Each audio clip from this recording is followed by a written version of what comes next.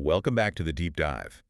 Our mission today, well, it's analyzing a really wild stack of sources. Yeah, they all kind of circle around this central theme, these high-stakes, really asymmetric competitions. Exactly. We're taking the world's best, the absolute top of their game, and pitting them against uh, overwhelming numbers, maybe new tech, or sometimes just pure random luck. And when we say asymmetric, we mean the playing field is, well, deliberately tilted. It's not fair on purpose. We want to see what happens when one side's core strength, maybe intense skill, goes up against something totally different. Like sheer numbers. Or crazy new technology, yeah.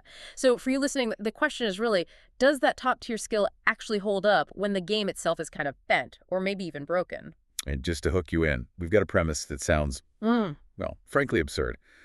The world's strongest man, this guy can pull a 50,000-pound plane, Right. going head-to-head with 100 kids in tug-of-war. Sounds like no contest, right? You'd think we will get to the surprising result on that one. But first, let's dig into a challenge of just pure singular skill. Okay. So let's unpack this idea. World-class speed versus the crowd. We had Melissa, fastest woman on the planet, right? Just won 3 gold medals like 2 weeks before this race. An incredible athlete at her absolute peak. And she's racing 100 random men, Yeah. just guys off the street, basically. But with serious motivation, wasn't there a big cash prize? Oh, yeah. $100,000 for any guy who could beat her. So the thinking there must have been, look, out of 100 shots, maybe just one guy has that raw hidden talent, that lucky break. This seems to be the idea. So they start the race, and it's chaos, just a mass of bodies. Right. But Melissa, her focus, her skill, it just cut through all that. She won, right? She won dominantly. What's really interesting, though, is they noted man number 35 was the closest. And even he admitted he didn't really train for track or anything. So that little sliver of hope the numbers offered, it just vanished pretty fast. Well, it makes sense when you think about it. When the goal is that specific, like pure sprint speed, the advantage of world-class specialization just skyrockets. Right. It ramps up so fast that having more bodies, well, it becomes almost irrelevant. 100 generalists, even if some are naturally quick, they just can't match the refined biomechanics, the conditioning. That's a 3-time gold medalist, yeah. Her skill gap was just immense. It completely neutralized the statistical edge of having 100 chances. Okay, so that shows how dominant that kind of focused expertise can be. But now, let's completely flip the script. Let's look at collective power. Ah, the tug of war. Yes. So first, they established the credentials of the strongman. Yeah. We saw him pull that plane over 50,000 pounds, dragged it over 75 feet. That's just raw, focused individual power. Unbelievable power. And seeing that, you logically think, going into the tug of war, well, 100 kids, they wouldn't even make him budge, right? They'd pull, he'd just stand there, maybe lean back a bit. That was the expectation. And here comes the first shocker. Round 1. Strongest man versus 100 kids. The kids destroyed him, like instantly. They yanked that rope over the line before he could even really dig his heels in. Wow. Okay, so what happened there? It wasn't lack of strength on his part, obviously. It Right. had to be something else. The platform, maybe? Tug of war isn't just pulling strength, is it? It's about physics, stability, friction. Exactly. Leverage. Right. And 100 bodies, even small ones, they generate a massive amount of collective friction against the ground. Far more stability and drag than one person, no matter how strong, can really counter. So the platform beat the individual power. To try and counter that, they started escalating. They brought in more strongmen. The rest of the crew, yeah, some of the strongest guys on Earth. We're talking 10 of them eventually. As a team, they weighed over 4,000 pounds. Multiple world championships between them. Could lift like 4 pickup trucks combined. So they didn't just jump to 10, they ramped it up. Yeah, systematically. Yeah. First, 2 strongmen. The kids won instantly again. Okay. Then 4 strongmen. The guys held on for a second, but then the kids started dragging them. Kids won again. Yeah. Even 4 wasn't enough. That's surprising. They went up to 8 giants. 8 of the strongest men. Hoping that sheer combined muscle would finally do it. They held longer, definitely put up a fight. But still, the kids eventually pulled them over. They won against 8. Incredible. So the finale must have been something. The finale. 10 strongest men on the planet versus 100 kids. The men were trying everything, digging in, coordinating. But nope, the kids won the final round too. 10 world-class strongmen lost to 100 kids. Teamwork in physics, apparently. It's a perfect illustration, really. Collective action and, like you said, physics, just trumping brute individual strength in this specific context. The strongmen are optimized for lifting things up, right? Vertical power. Lifting trucks, yeah. But tug of war is horizontal. It's friction, stability, coordinated pulling. When you have that overwhelming advantage in numbers acting like one unit, maximizing ground contact, the raw muscle just becomes less relevant. The platform, the collective, it overpowered the individual talent. Okay, so physical scale and leverage can beat muscle. What about technology? What happens when we introduce that kind of scale? The jet ski versus the jet suit. This one's fun. Yeah, this source flips things again. We had DJ Khaled, who, very confidently declared himself the #1 jet ski racer on the planet. He runs the ocean, I think he said. Very confident. Very. Going up against Issa, who is the #1 jet suit racer. So Khaled's mastered his platform, the jet ski. He feels unbeatable there. But the key difference, as you said, is the opponent isn't using the same tool. Not even close. One guy's on the water, the other's basically flying. Right. It was a single-lap course. Khaled, using all his experience, actually got an early lead in the turns. The jet ski could handle those tight corners better, stay low. Makes sense. Maneuverability versus raw speed. But the second they hit a straight part of the course, Issa, in the jet suit, just whoosh, blew right past him, but wasn't even close by the end. A total blowout. And that's a huge takeaway, isn't it? For any field, really. New disruptive technology can just make established mastery almost obsolete.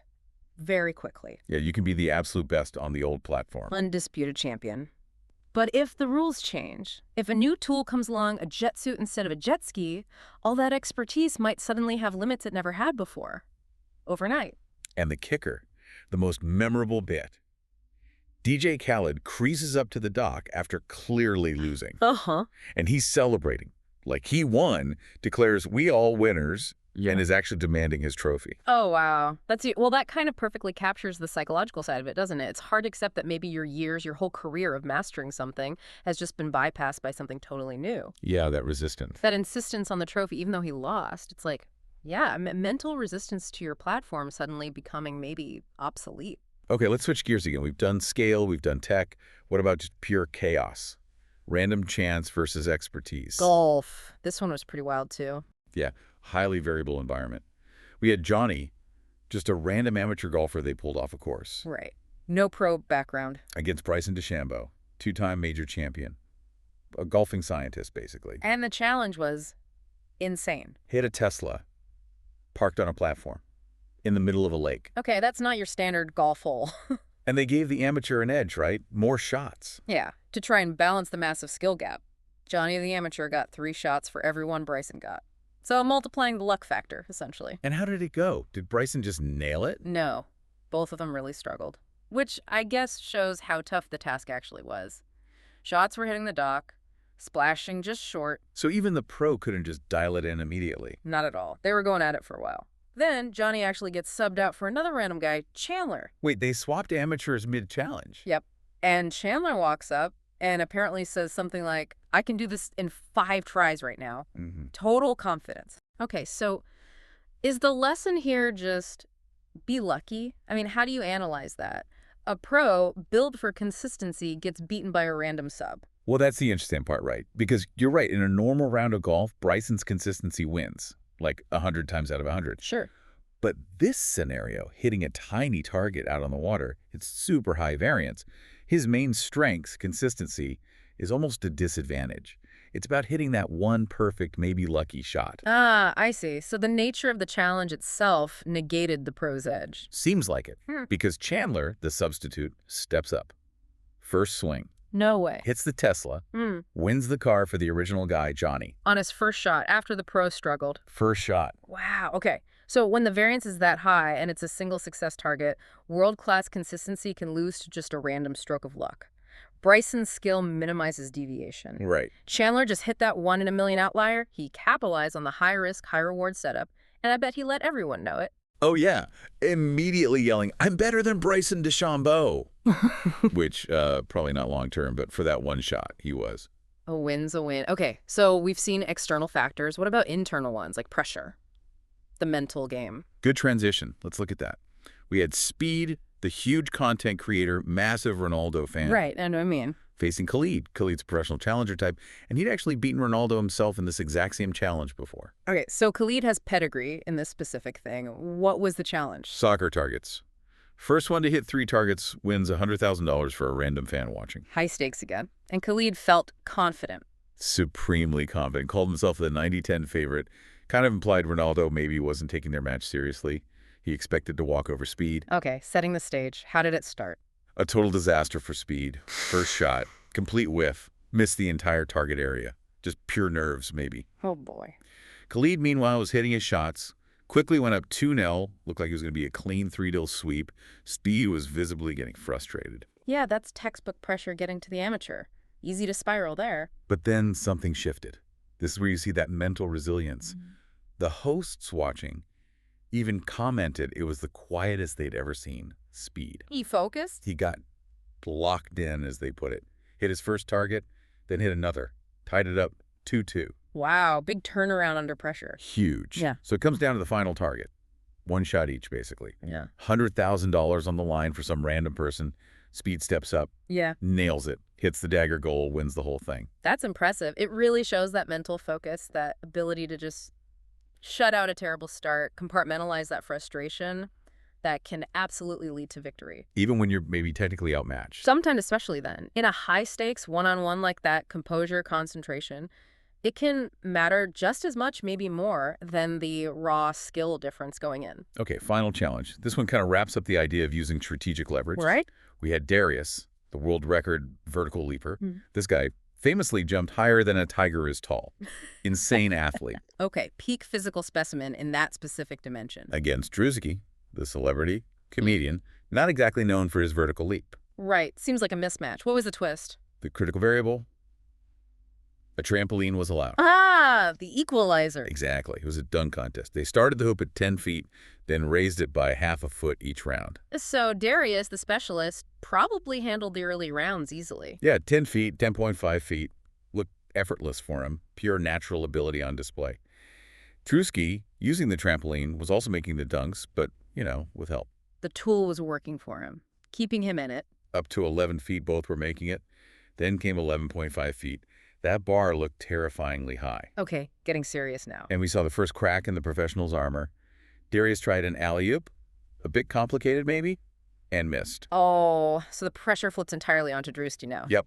Drusky with the trampoline steps up for the 11.5-foot dunk. And he makes it. He makes it. Successful dunk. Claims victory over the world's highest jumper. Immediately declares himself the most athletic man on the planet. Of course he did. But it shows the power of that strategic tool, right? The trampoline. Absolutely undeniable. It completely bridged the gap between Darius's incredible natural genetic gift and Drusky's, let's call it, opportunistic strategy using the allowed equipment. So the lesson there is pretty clear. If the rules allow it, sometimes leveraging that external factor, that tool, can beat even the most specialized raw talent, especially when the stakes get really high at the end. Yeah, in those clutch moments. So if we try and tie all these threads together, we've seen some really interesting, sometimes counterintuitive results. Definitely. We saw that pure singular skill can dominate sheer numbers, like in the sprint. But then collective force absolutely crushed concentrated individual power in the tug of war. Right, and technology. Cutting-edge tech clearly trumped years of mastery with the jet suit. And then you had sheer luck, or maybe strategic chance-taking beating world-class expertise in that crazy golf shot. So thinking about this for you, the listener, what's the takeaway? When you're facing a massive challenge, or maybe you're the established expert seeing new players pop up. The answer isn't always just try harder. Right. Or do more of the same. No. Sometimes it's about finding that strategic shift. Maybe it's teamwork, like the kids. Maybe it's adopting that new disruptive thing, the jet suit idea. Or maybe it's just recognizing and jumping on a high-variance opportunity when it appears.